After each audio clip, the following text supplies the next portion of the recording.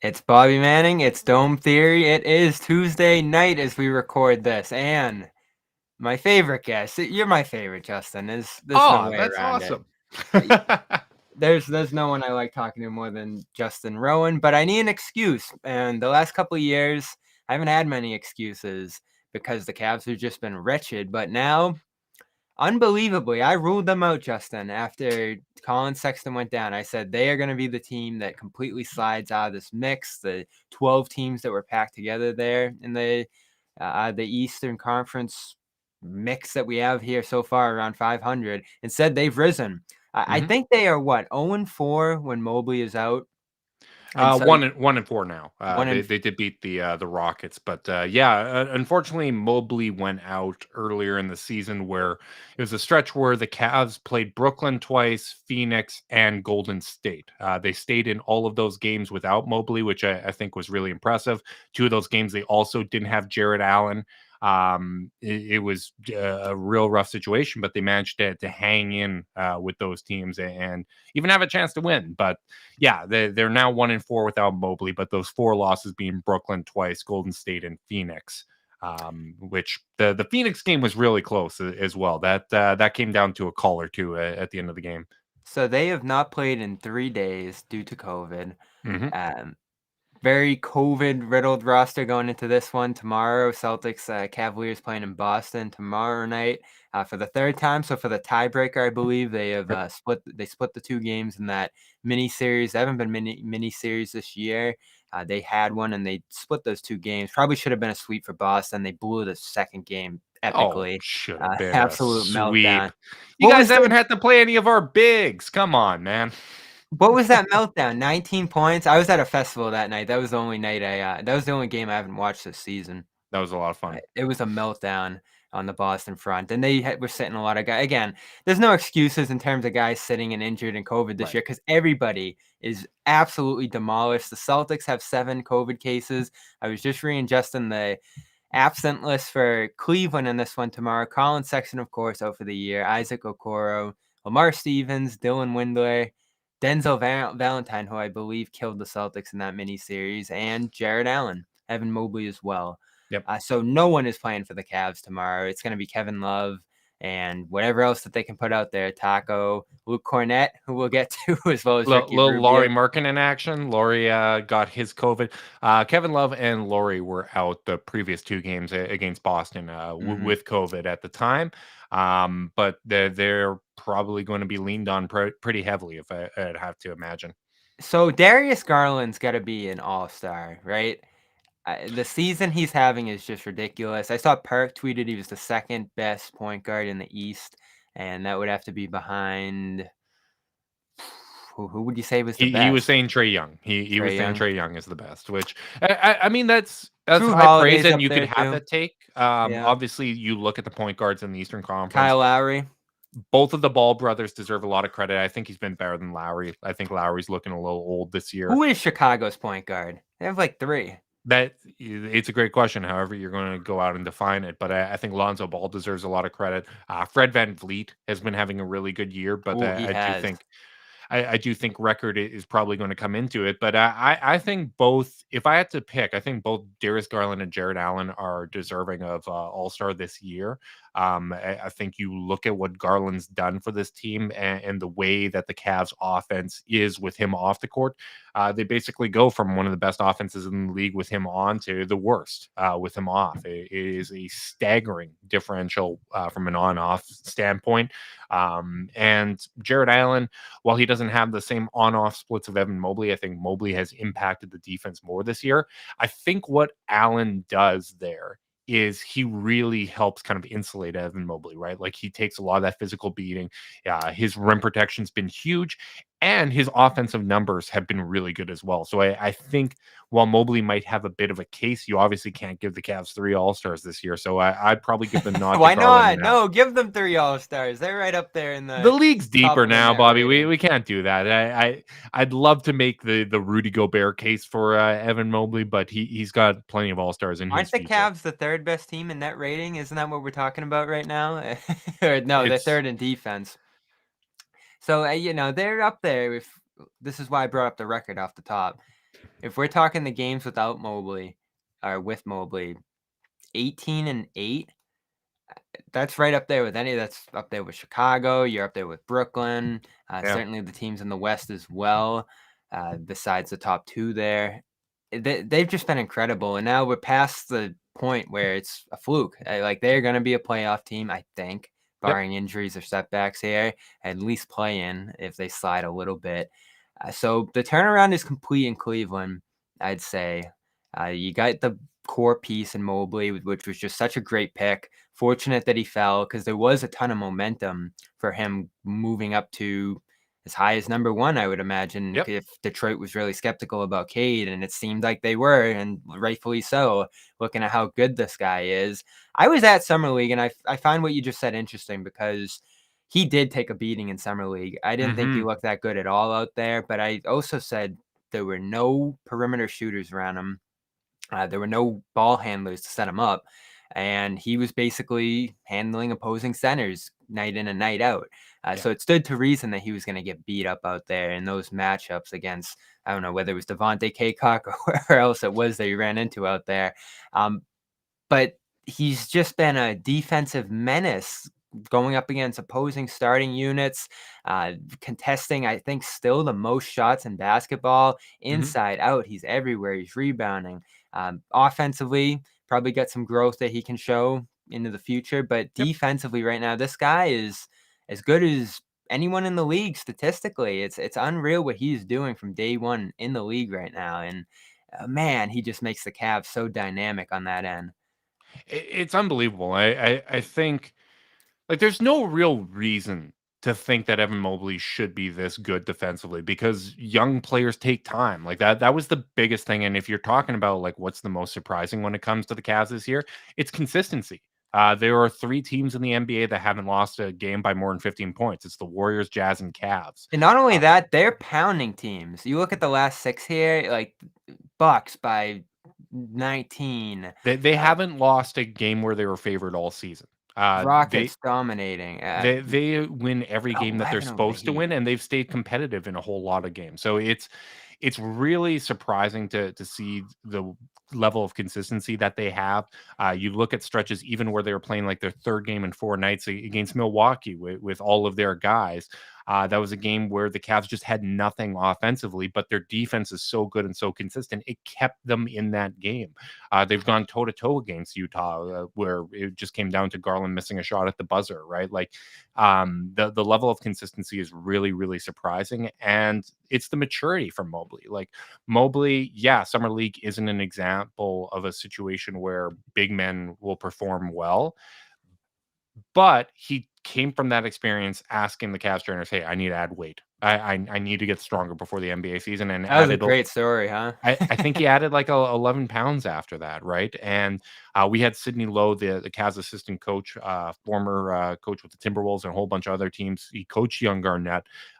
They're using Evan Mobley at the top of 3-2 zones in the Kevin Garnett role as that zone buster because they trust him to go out and defend guards. When I watched him play against Atlanta in Cleveland, like the fact that he was defending Terry Rozier and defending Trey Young and all these guys, like the level of consistency is something that you just don't expect it to translate. Like I was optimistic on this Cavs team, but even I was too low. Like I was predicting 37 wins because I That's think about that where I was. when you're talking about a team with a starting lineup with an average age under 22, that is never consistent in the NBA. So I Mhm. for anyone that had skepticism, I think it was well founded. Yeah, they kind of remind me of last year's Knicks in some ways. Probably a little better version of it too, because you have a dynamic point guard in Ricky Rubio. And what a great move that was. Yeah. Jumping off the Jared Allen move, which in itself was incredible. I think we were talking last year shortly after it happened. It was just like, how did they get in on this deal? This is unreal.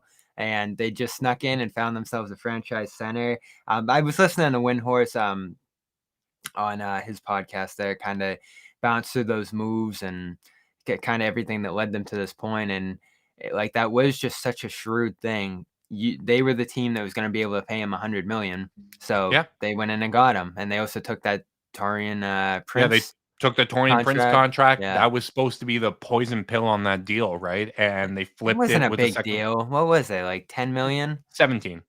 Oh, that was a big deal. Yeah.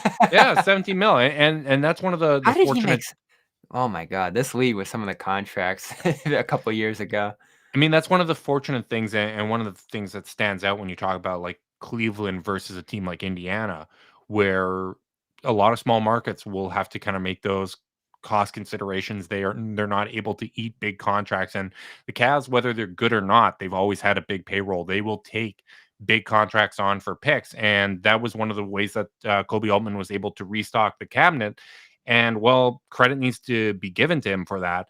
Some of that comes from ownership too, right? Like the willingness to, even when you're a bad team and you're losing 60 games a year, to go out and spend money to take on bad contracts, to get picks and use those picks to get someone like Jared Allen. It's noteworthy, right? Like that's a big part of this turnaround story for the Cavs.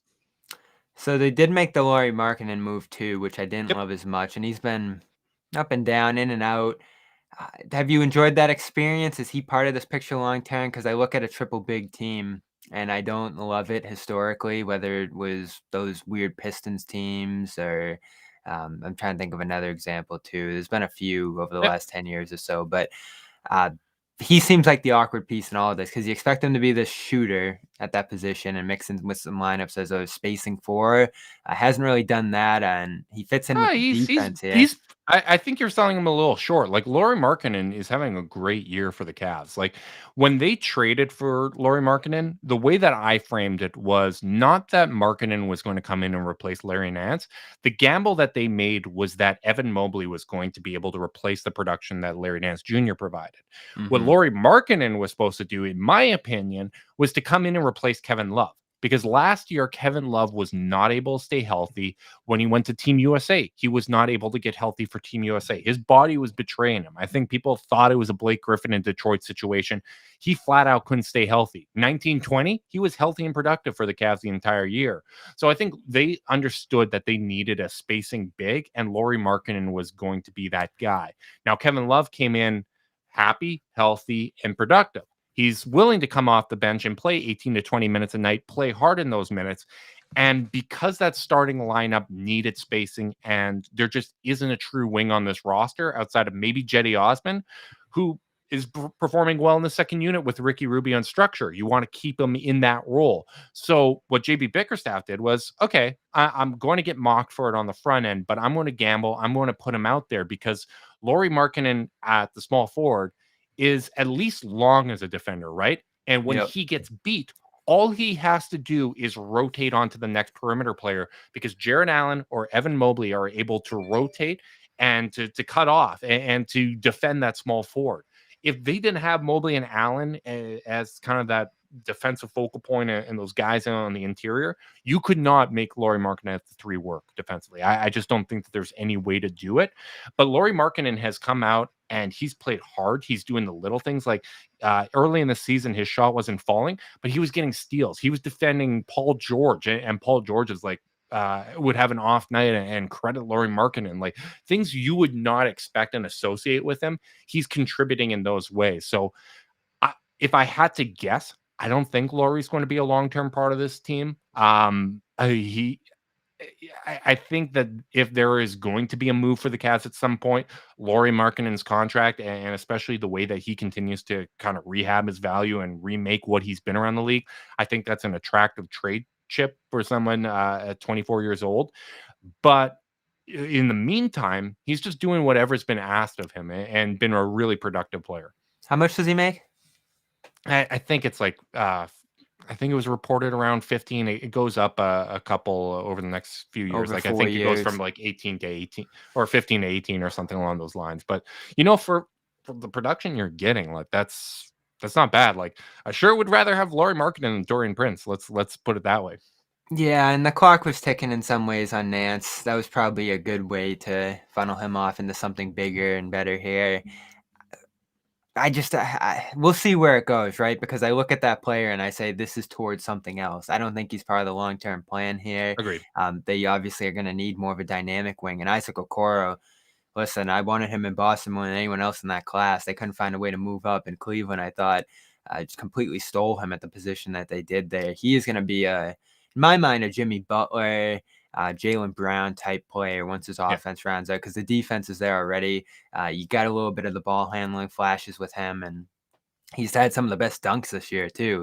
Oh He's just one of man. my favorite young players in the league right now. So you just look at the amount of talent that Cleveland has stacked up this time. They've finally done the post LeBron thing right, and Who you're would have gonna thought, eh? you're gonna completely shut this down. But in a couple of years, is LeBron gonna look at this situation again and say, something intriguing here for me. Maybe this is where I want to end my career. You know, you never know. The Lakers might do the right thing and buy him out so he can go play for a contender. There's He'll probably a always nice have the option. spot off the bench for LeBron if you ever want to come back. But no, I don't think that's going to happen. I'd be a little surprised. Maybe like a Dwayne Wade final year retirement type thing down the road, but I don't think that that's 2 years away. I think if I had to guess, he's probably going to ride it out in LA. Let's do a Colin Sexton for LeBron James sign and trade this summer. We'll get the Lakers the point guard they need. So is Sexton going to be part of this picture going forward? I mean, they're looking fine without him, and he Yeah, wasn't the greatest fit as the point of attack guy. I thought for them, just too much of a black hole. He scored well, but that's really all he did. I I think that notion is a little dated, and this is part of why I'm heartbroken that he got hurt this year. Because you look at last year, Sexton 24 points, 4.5 assists, like It's great really, scoring. yeah, really improved his playmaking, especially like you're talking about an off guard player getting 4.5 assists. That's not like black hole. That's not Gary Trent Jr. or some other guy that never passes the ball, right? Like that is legitimate secondary playmaking. And he came into this season and his usage rate was still the same. It was around 26% as 2019-20, but he had the ball in his hands way less. He was playing as a cutter. He was playing as a defender. He was a spot up guy. Like he was doing all these little things and changing his game. Because at the end of the day, like I think Colin Sexton is just a guy that is dedicated to winning. And when it comes to his future, I think it's a little murky. I think with him getting hurt, I would probably rule out a trade because I do think that the Cavs really value him as a player. Like I think he is part of the future in the sense of he's either going to be part of the future as an important piece or he'll be moved to add an important piece. Like I don't think that he would be moved for spare parts or flexibility or to save money or anything along those lines. I think it would be part of a larger deal to bring in an established young player. I just I'm crushed that Sexton tore his meniscus this year because I really think that he was playing well. I think this would have been a great proof of concept year to see how you could do with two smaller guards along with the bigs.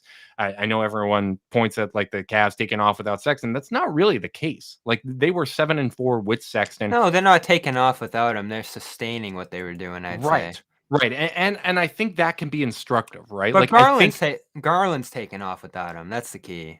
right, but at the same time, Darius Garland got hurt 3 minutes into the season against Memphis, missed the next 2 games. Okoro hurt his hamstring, and it took Garland a little while to kind of get back into a rhythm and to recover from that injury. So that early sample size where they went 7-4 with Sexton, I think they're only 3 games above 500 without him. Like I don't think there's a massive change, but I do think that it is instructive when you learn how to play well without somebody, right? Like I think there are takeaways, and the trick is going to be to figure out how malleable Colin Sexton is, whether he can adjust to a new role.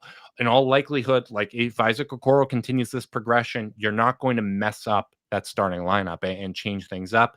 And him coming off the meniscus surgery, you might need to bring him along slowly.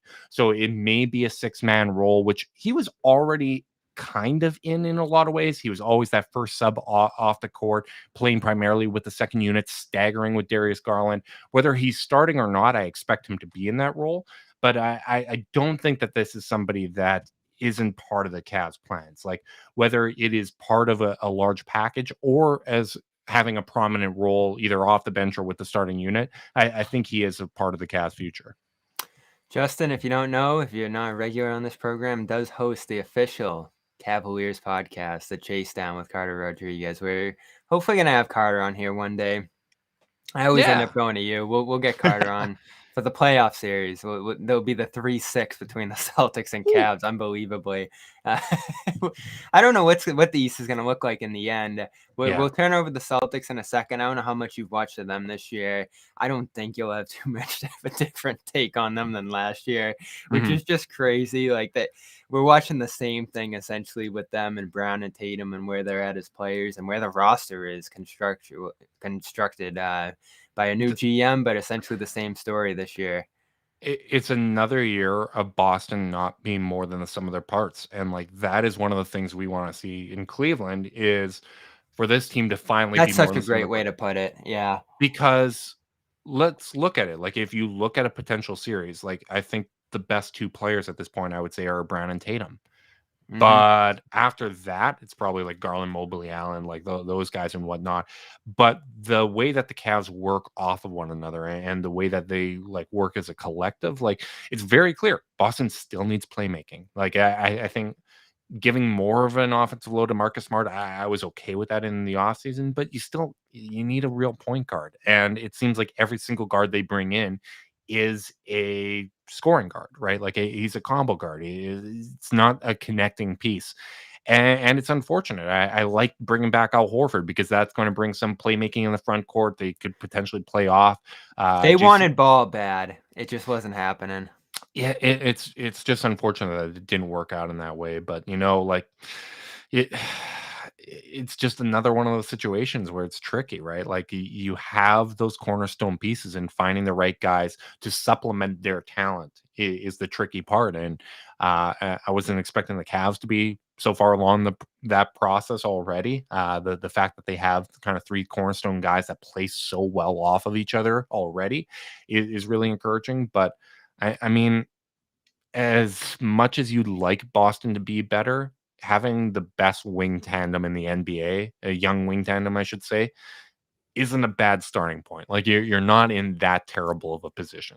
It sort of feels like a last hanging thread more than a good starting point. Like just so Yeah. much has been washed out of here, and they were ahead of the curve when they were winning there in 2017 or 2018. 19 should have been better range, but they still ended up making the second round that year just because of how much talent was there. And Yeah. then the wave just soaked everything out, from Horford to Kyrie to Gordon Hayward being the final stab at them being a real contender in the East. And I God, think even if people they added Ricky understated that. Rubio, like even if you had Ricky Rubio, who's not a You star, think? but like a connecting piece, You I think think that that's would all it takes? I think when you have Jason Tatum and Jalen Brown, yeah, like I know I said it before, but that is the best young wing tandem in the NBA. Those guys are fantastic, and you get a connecting piece there. I think it makes a huge difference. I think someone with the savvy, with the locker room presence, because that's the other thing. You need a locker room leader, like a veteran that can kind of give a new perspective.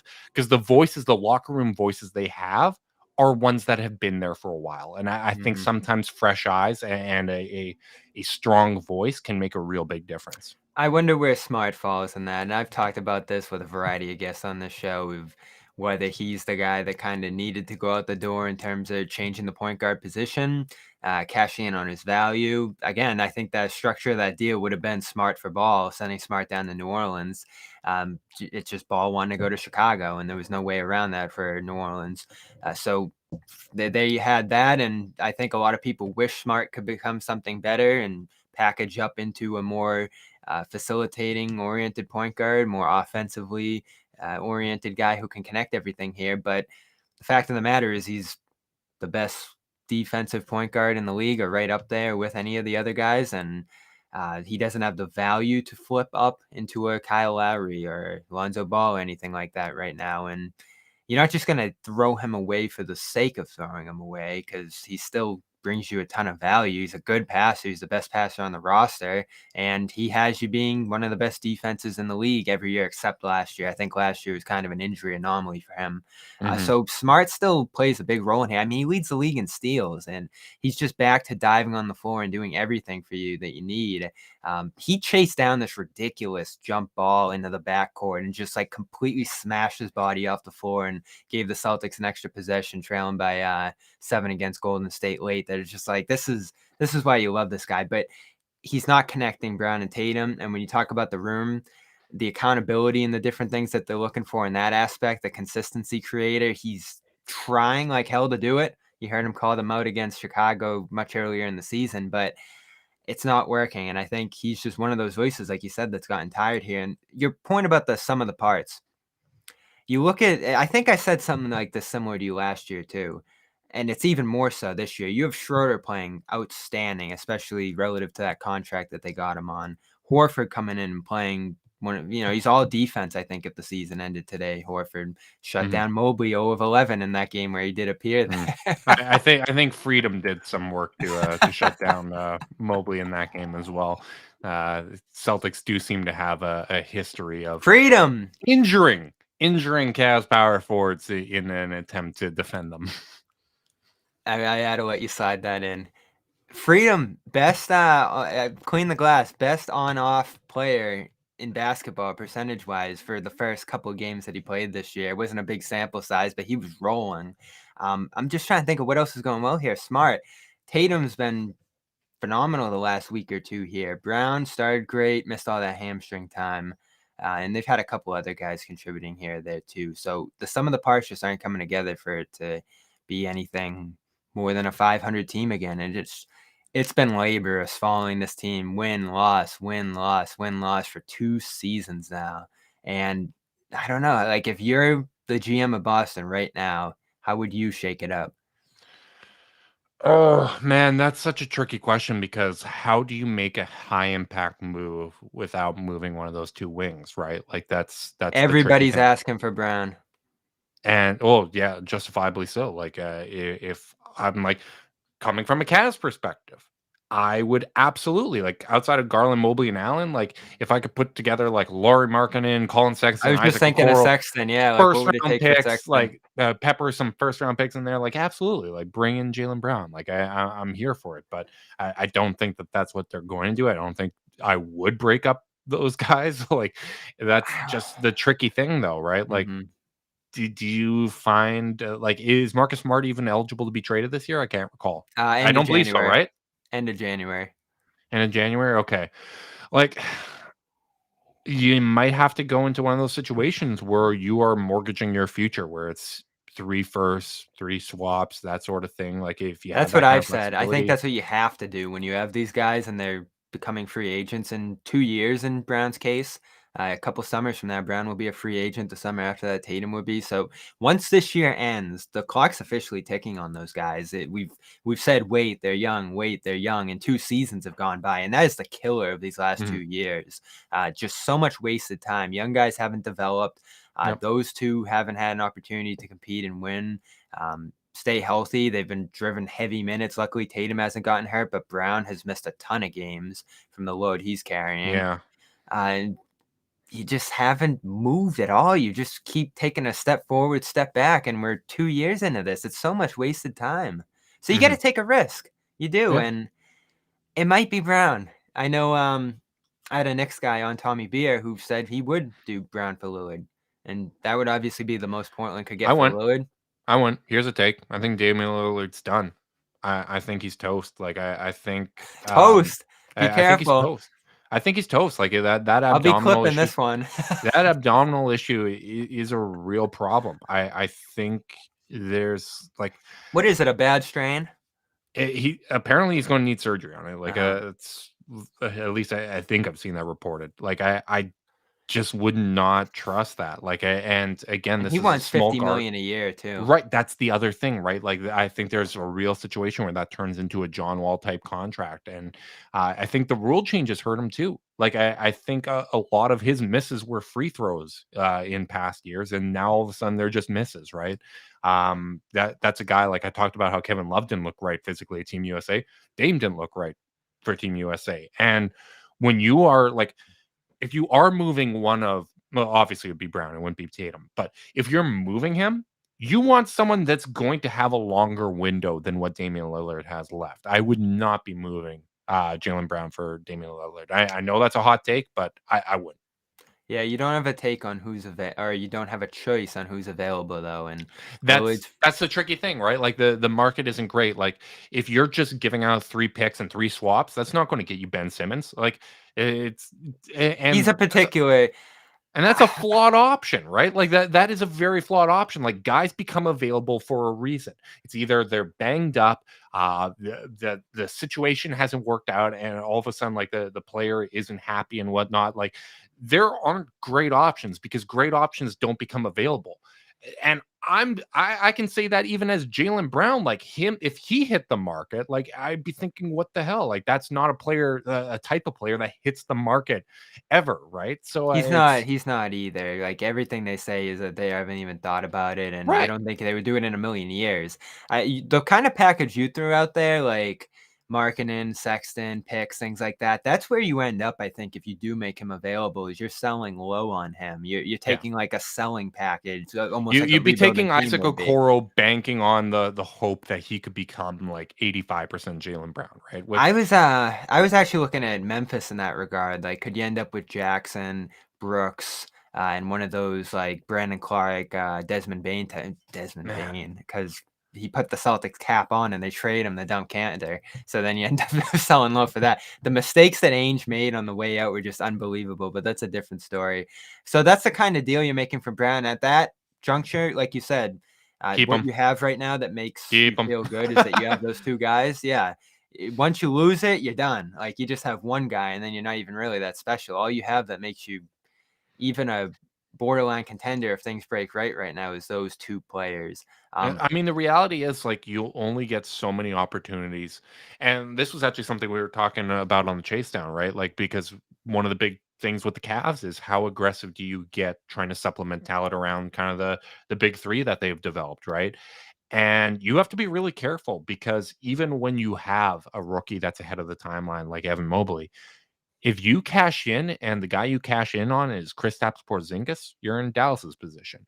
When you're Yes. Boston and you have these two dynamic, awesome wings, and you cash in on Kyrie Irving, I thought that was going to work out. It was really working out the first year. I thought he played really well, and things got weird. That fell You know what apart. the funny thing Then is? you take another swing, and it's Kemba Walker, and that doesn't work out. Like you only have so many swings when it comes to roster construction before you've run out of your future assets, and you have to shake things up.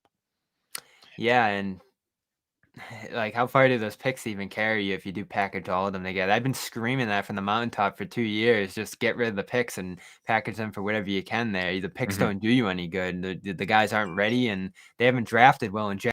That's why you have Grant, Romeo, Pritchard, and Neesmith on this team at the bottom who can't even play. So I don't know where that's going to get you. I'm sure they've talked about some of them for guys out there. It's just you're that middling team that even a rebuilding team looks at probably and says, like, all right, if we can get some deep into the future, that might be enticing. And just Mhm. because Celtics could be off the map at that point. But this year, next year, those are late first round picks that don't get you much at all. I'm intrigued by Sabonis. I love Sabonis's fit with this team. High post creator, low post scorer. They haven't had that at all. You think of Rob and I've Horford. got a They take for you. I've got another take for you. Sorry to cut you Mhm. off. I'd like Turner more for you guys. Really? I think you need the defense How more. about that one? If you did this, For boom, Gordon Hayward to Hayward, Turner was done. It was if done. you with the benefit of hindsight, if you could have added Miles It Turner was for Gordon Hayward, there. Ainge wanted not more. great, They waited too long. not great. I'm gonna get in trouble because there's a whole lot of bickering in the Celtics fan base about that. But But at the I'd prefer him very over Sabonis because Sabonis, I think everybody was like, with Sabonis, what we have is Jokic light, right? Like, okay, he's going to be like this facilitator and whatnot. He's Vucevic. Like that's what it really is. You're not talking about Jokic light, you're talking about another Vucevic. And Vucevic he is a doesn't very good do player. like He can raise your ceiling. But I still think ultimately, like, if you get Miles Turner in there, if you could give up assets for Miles Turner, I would target him first. It's unfortunate that Malcolm Brogdon isn't available to be traded this year because, like, if Boston could find a way to get like Brogdon and Turner, give up like Smart, your young players, a bunch of you could picks and still stuff do like that in that. the offseason. Yeah, but I'm talking about strictly for this season, right? Uh, Like, I think Brogdon would be really, really interesting and someone that works well. But I think your backbone has to be defense. So for that reason, I would prioritize Miles Turner over Sabonis because I think Sabonis leaves you too vulnerable on the inside. And especially when you look at the composition of teams in the Eastern Conference, Giannis is attacking the rim at every single play. Embiid is going to eat you alive if you have Sabonis out there. Team like Cleveland, like an up and coming team like Cleveland, like they play inside out. They attack the rim. Jared Allen, Evan Mobley, these guys are attacking the basket. They would eat Sabonis alive. I I've think you seen those have to guys eat protect him. Turner alive too, though, especially Embiid. I like Rob. If we're talking those two, I understand that, but there's yeah. degrees to this, right? Like Uh-huh. there's yeah, Turner has been abused in the past, but if you're picking between those two, I would prioritize him. I like him in concept. I think of what his game is in my head. A passing big who can run sets a little bit here, shoot a little bit. He does a little bit of everything from that position. His defense is obviously phenomenal. But offensively, I just haven't seen it all come together for him. And he's still fairly young, right? He got a big contract early on that I think scared some teams away when it came to them trying to sell him a couple years ago. Even the Celtics in that regard, I don't think they fell in love with him in that Hayward conversation. But now that I think about just the consistency that they need in there and just having a third guy who passes a little bit and defends a little bit, I just don't know if that raises your ceiling all that much. Like I think of Sabonis and the way he can improve in a system where he's the more central big offensively, at least, because I think you're going to need a big time third offensive scorer alongside the Jays who can also pass, who can also do a few things for you there. Turner's offense to me is just comes and goes a little too much. Like, yes, he'll be a staple for this team defensively, but they're already kind of getting that from Horford, from Rob, who's just been sensational on the defensive end this year. Um, and they kind of like what he can become too. So I just don't know if that's the consolidation move you make there. You know what they're honestly doing is praying for Beal. Like praying that he wants to play with Tatum that badly that that's the only place he's going to want to go once that time comes for him. I honestly think that's what they're waiting for.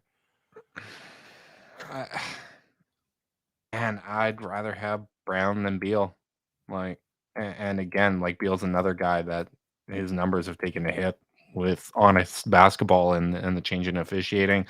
You look at the difference in age. Like he's not 30 yet, but he's going to be 29. Like if you're trading for him when he's 29, like I don't think he addresses what you need. Like I think you need someone that's a better passer than him. Like I know he averages kind of over 5, 6 assists a game, but I think you need a guy that ties everything together. I think this team really, really needs a real point guard. Like that's what it comes down to. You guys need a real point guard.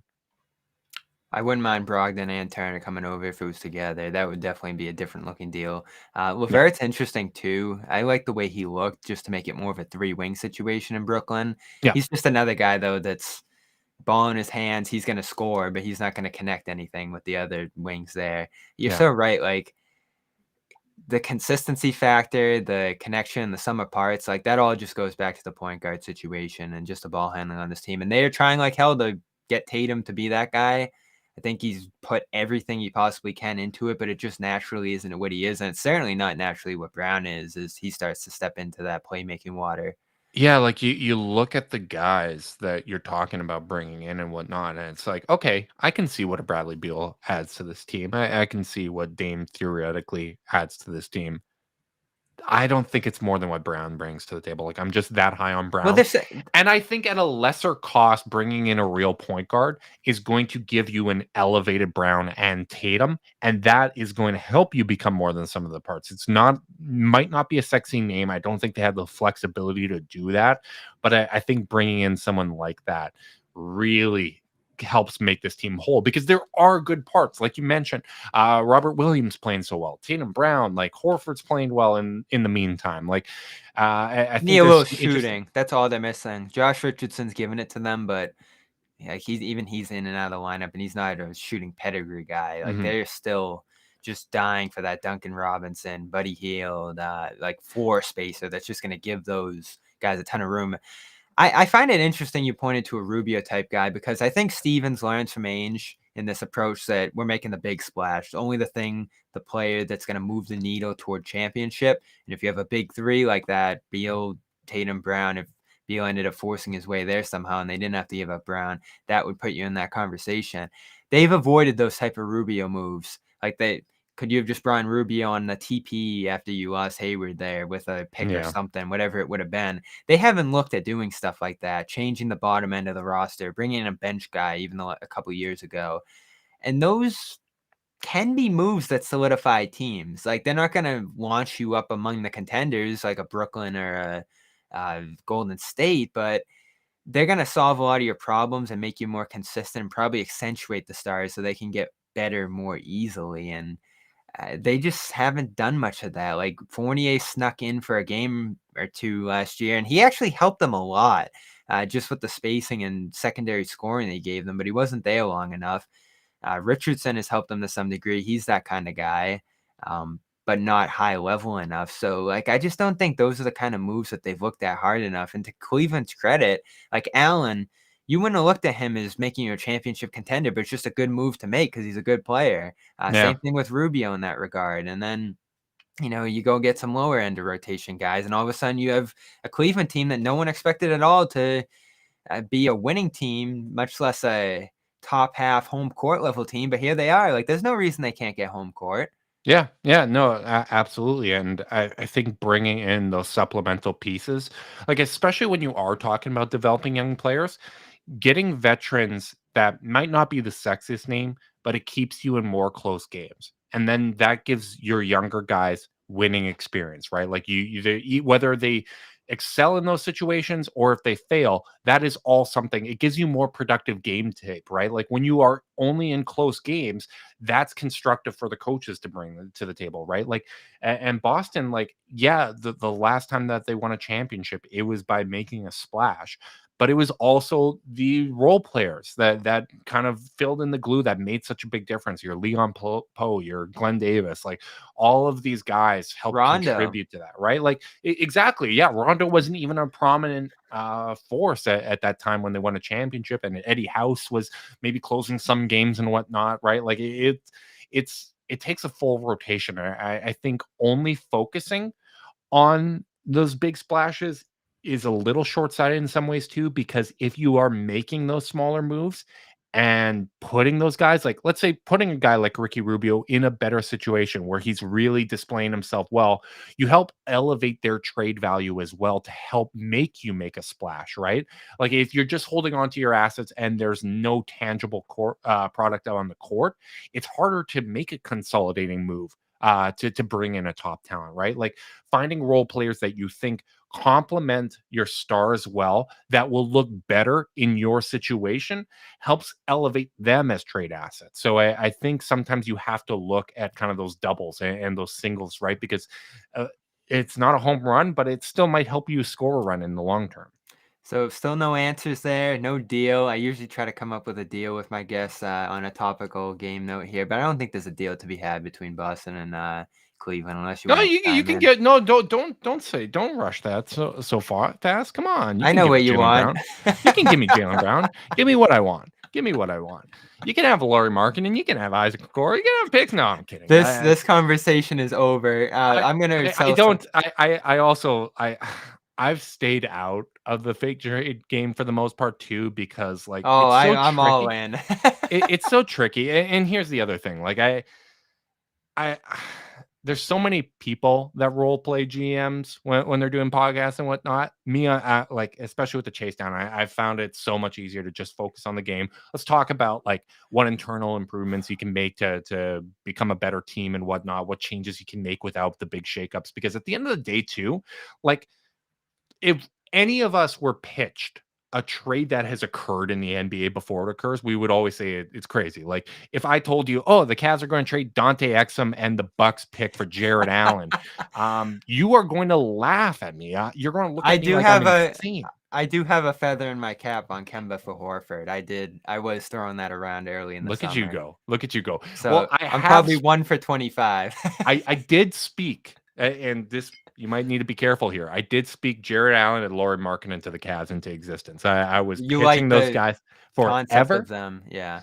I like the concept of them together. Obviously, I didn't expect Evan Mobley to come into the equation, so that kind of changed things. But I have been trying my absolute hardest to speak Brandon Ingram and Jaylen Brown into existence because I think that would be the missing piece for this Cavs team. Ingram's an interesting one. I don't know what the Pelicans are gonna do with everything going on there. I guess they're just gonna sit on what they have and then figure out if they're gonna move on with that GM or not here. But If Ingram you're would talking be about a pick trade, like, and future assets, and they're shutting Zion down for the year, and they just kinda wanna, get another high pick and whatnot, absolutely, because I cannot think of a player I can't think of a player, like, if you built one in a lab, maybe Jason Tatum, but that fits better between, like, Garland, Okoro, Ingram, Mobley, Allen, like, that starting lineup would be ridiculous. they're lucky that Zion has to take that extension just due to his health because Oh my god, he'd that be is the such a first bad situation. guy. He'd be the first guy looking at that 1 year and then out after the rookie deal. Yeah, I mean, looking back at it, and they had the first and fourth pick in the 2019 draft, and they took Zion, then they traded back for Jackson Hayes and Nickeil Alexander Walker Ah, when they could have taken Darius Garland. Thank you. Thank you, thank you, thank you, thank you, thank you, New even Orleans DeAndre Pelicans. Hunter, who has never been on the Even court. Hunter, Tyler Hero, any of those guys would have made a bigger difference there. Like Romeo it's Langford? No, not that guy. maybe not Romeo Yeah. Langford. Oh, Romeo. I wish he could 24 minutes yesterday, 0 points. It's like, oh, and they still have him. But whatever. Let's sell some ads. Com.com. I told you about it last night from the Garden. We'll be back there again tomorrow night. It is holiday week, so calm down after your hectic days going from work to shopping to wrapping, whatever you got to do this holiday season to get through to Christmas. On Saturday, end your day with meditation, relaxation, sleep, all the stuff that LeBron James is even delivering your way. Have you listened to any of the LeBron meditations, Justin? No, I meditate without All right. any help, but I have relied on the past apps like Calm to help get me to the point where I can do my breathing exercises on my own. Yeah. It's been very helpful in the pandemic. You can probably tell I've got more grays than I started this thing with. I know. I wasn't even going to comment on that because I got a few myself. I'm not in position, and Well, I am younger some of than you. that's this light right ahead of me too. That when you got the dark hair going, it looks a little more gray than it So is. But slow your graying with Calm and help CLNS and don't dairy. Calm.com/garden, 40% off a premium subscription. We're actually about to talk about a stressful topic before we send Justin out of here. So this is our minute to calm down here. And if you are searching for help this holiday season, LinkedIn is the way to go. You can post your first job for free, linkedin.com/garden. Give them a look as well if you are in need for help. And I know obviously a ton of businesses are in need of help now, the way the job market's going. So linkedin.com/garden, hundreds of millions of people are on LinkedIn. So go, they're going to help you find the candidates that fit your position. And listen, everybody uses LinkedIn. I'm on LinkedIn. Justin's on LinkedIn. Everybody's on oh, yeah. LinkedIn. So put your job on there. Do it for free with linkedin.com/garden. COVID. Why don't we talk about COVID for 1 second? Everyone's going to leave the stream here. No one wants to hear about it, but it's gotten so crazy that I do want to talk about it a little bit. This G League free-for-all, we touched on it. I think that's such an interesting thing.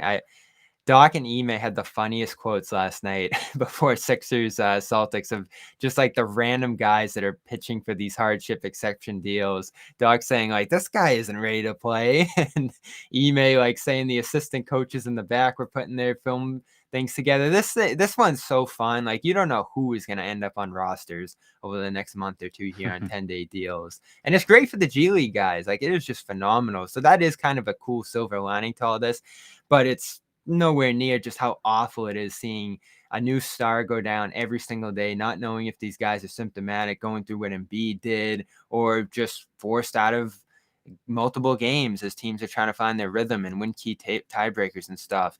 Everybody on Twitter is asking for a pause. For obvious reasons, that's just not the solution here, even though like everybody just wants to fire up the tweet and say that that's the way this should go. But this is getting crazy. I mean, rosters are decimated. I read the Cavs lineup tomorrow. This game is just a mess between these two here. It's not even worth talking about, really. And this is the season we have now. I don't know if this gets any better before April. There's probably gonna. I think it gets better before April. When you look at once they all go through it.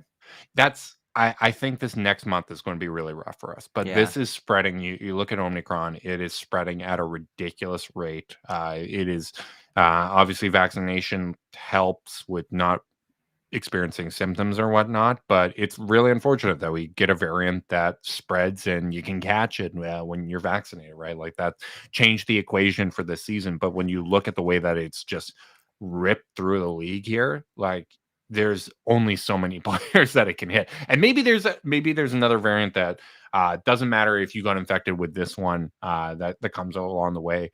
I try not to focus on that too much because one of the ways that I've coped with this pandemic is focusing on what I can control and whatnot. Obviously, I think everybody wants what's best for the players and whatnot. But this is why they have a players union, right? Like to make these to represent the collective, to voice their opinions and go forward with this. And whether it's the NBA or any other business, we've all had to figure out how to take calculated risks and figure out like how we can run the closest to normal possible. And unfortunately right now it means that we're going to get replacement players for a little while. That teams are going to go through their stretches with outbreaks. It's going to, from an analysis standpoint, it's going to require some context of, our net rating isn't as good as it was, but we were out 10 days here where we were just missing all our guys, right? Like it's going to happen. It's going to hit every single one of these teams. We'll know That's it's the bad. good thing about it is it's pretty even and fair, I guess, the way it's going across all the rosters. Yeah. Like it sucks. It sucks. I know from a Cavs perspective, if it has to happen at some point, I'm happy it happened now because they just don't have a lot of games over the stretch.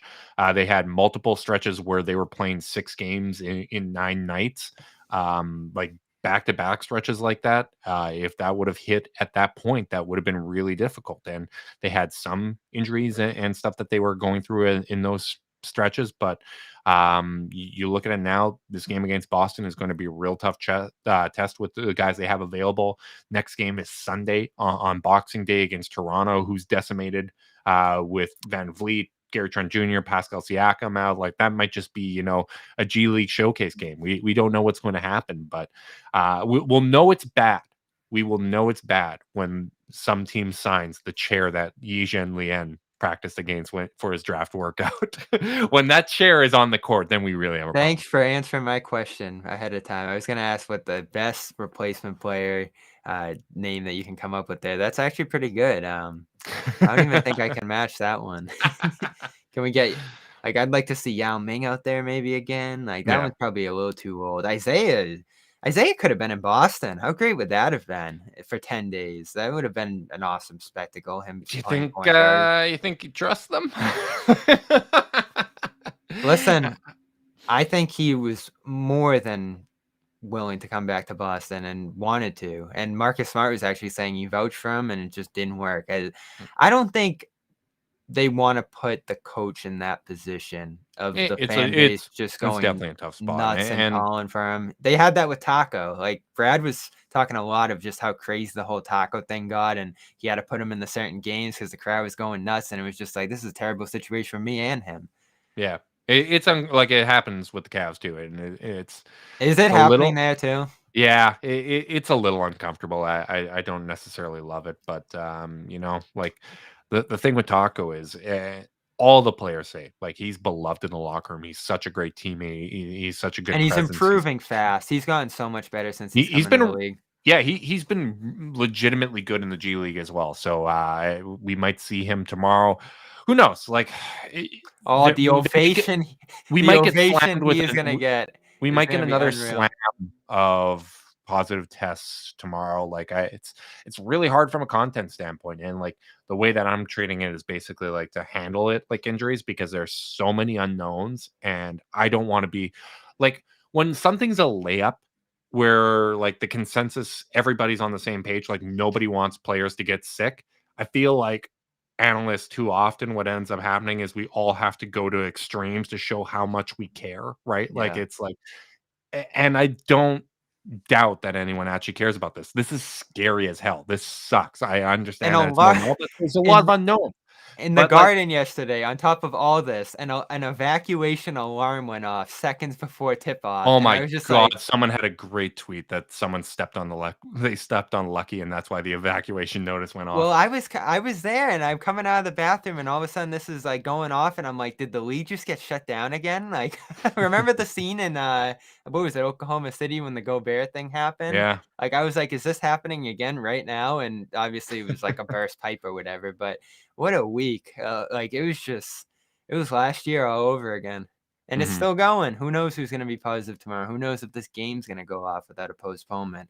I'd We'll see. imagine Cleveland's in Boston already, and that would be like a stunning last minute thing. They're making teams sign these replacement players and just trying to get these games going through, which I don't think is a terrible idea. And like you said, from a content perspective in Boston, it's been fairly easy. Like you're just finally seeing the bottom end players on the roster who aren't playing and finally getting a chance to develop some rhythm like Pritchard, like Neesmith. And listen, I always enjoy that. That is That always a good thing for me. that is the part that I find disheartening or like disappointing, because if it was just like 3 players at a time, I think it'd be really interesting to see like the last game that the Cavs played. Yeah, Mobley was out, but they had Allen. They started Dean Wade with Larry Markin and Dean Wade playing at the 3, and they started Lamar Stevens. And I was like, you know what? Like this is a really good opportunity for those guys. They're moved in the starting lineup to keep the bench unit intact, so you still have Rubio, Love, and Jetty, who have kind of been that core bench unit that's really given them stability. If someone's going to make the Lamar Stevens, Dean Wade minutes work, it's going to be the rest of the starters, right? So like there's an opportunity for those guys to win rotation minutes. Now you go to the current situation where Allen Mobley, Ed Davis is out. Like there's no big men. You have no shooting guards left, and you're trying to make it like even Lamar Stevens is out. There's not a whole lot you can learn from that. It's really unfortunate. If Darius Garland tests positive for COVID, like it's a wrap for however long he's out. Like it's unfortunate, but you know what? Like I don't think you can survive Garland and Sexton being out from an offensive standpoint. Like I think that's one of the biggest reasons why there's so much drop off when Garland's off the court is you don't have Sexton out there to kind of help propel the scoring. So I'm continuing to knock on wood. Who knows? Like that's the other thing. The guys that haven't tested positive, they may have been asymptomatic when there wasn't tests, and they may have caught it already, and that's why they're not out right now. Who I knows? don't know. It's crazy.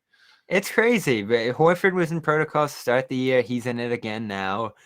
Richardson was in it weeks ago, and he's in it now. He's the most rumored to be unvaccinated, and once again, a report came down that multiple Celtics are unvaccinated, so that obviously complicates Jalen's the effort vaccinated, here. right? I He don't had know. some weird comments, and I was curious. I almost feel like the test of who's vaccinated and who's not is going to be who's able to travel to Canada now to Oh, play in Toronto. absolutely, and they'll That's come up with a nonsense designation for why they're out. yeah, personal reasons. That's what it would really be. And Yeah, I know Boston already had a game in Toronto earlier before they that do have restriction. another though. Yeah, they had that, so maybe we'll find out then. But I'm not sure. I, I know for the Cavs perspective, everyone's vaccinated on the team. They said 65% of the league is already boosted, so hopefully, well, guys that's that good. test positive will be able to test negative quicker, being boosted, and hopefully we get out Listen, of it's this. Like complicated now too. none of us want this. None of us want this shit. No, and most of the league got J&J. There's debate or whatever it is about what like how long that lasts you and different vaccines and who people who got it early versus people who got it later and how long that immunity is going to last. Yeah. Like I don't think it's even as complicated as vaccinated, unvaccinated, or as simple as vaccinated, unvaccinated now, like with the whole Kyrie thing. I Mhm. think there's just a lot more stuff coming into the mix on that front. Now you are up in Canada though. What's gonna happen with Toronto here? Because obviously Canada handles this at a different level than the U.S. does in terms of precautions and shutting things down. I already saw that you won't be able to eat or drink at Raptors games, which isn't a big deal, but it is something to I keep an eye on what's going to happen with that team. I have no idea. I'm the Yeah. wrong Justin to ask when you're talking about policy in Canada. Yeah, I have no idea. I don't think the border is going to close. It never really closed. I would imagine that they would try to accommodate the sports leagues. We're just trying to figure out what the It hell did in happens. Boston. Yeah. Vaccine mandate, vaccine mandate exempted the Celtics here. Mhm. No mask either required for the players, even though that was originally on the list. So Yeah. there we have it. We will continue covering it all, Justin, for Fear the Sword as well as the Chase Down No pod. Fear the Sword anymore. Wow, Just when the did Chase that Down happen? podcast. Start of the pandemic, I reduced my load a little bit and focused strictly on podcasting. So you can find the Chase Down podcast wherever you get your podcast. You can also find us on YouTube at the Cavs YouTube channel. We go live most of the time whenever Carter's available because he's the one that does that live producing. And I'm just here to talk and BS and do my thing. Yeah, and provide some good commentary on the Cavs. Make sure you follow him tomorrow as the game is going on with at Cavsanada, Cavsanada. There you have it. I'll be tweeting as well throughout that. I might be there. I'll probably be there. There's a chance I'm not, so I'll let you all know about that as the game is hopefully going to go off without any issues, without any Mhm. alarms in Yeah. Boston and Who end this knows? big Who homestand. knows? It's a long day for my high school and college playing days, but and maybe the Cavs give me a call. We're burning through the G League. Maybe I'm up next. Let me see in the comments if you got any good names for replacement players. I love this game that we're playing here with that one. So fire away below. I'm seeing all the chatters come in here late with the title. I actually put the title as "Have the Cavs pass the Celtics long term" or something like that. So Oh, everyone's coming in with their comments. I don't think we even talked about that. no, you didn't. Way to bury the lead, and the answer is of course yes. Yeah. No, I'm really like I would love a Cavs Celtics playoff series. I think that's a situation where usually kind of the best players have an edge. So I would factor that in. I think the Cavs, there's going to be a bit of a learning curve when they get to a postseason, but I would love that matchup. I would love to reignite that little rivalry that our teams have had. It's a weird rivalry for sure, but I've it's never been to Cleveland. I guess I'll check it out. oh, Bobby, let me tell you, you would like Cleveland. Cleveland is underrated. I've taken my wife there now twice.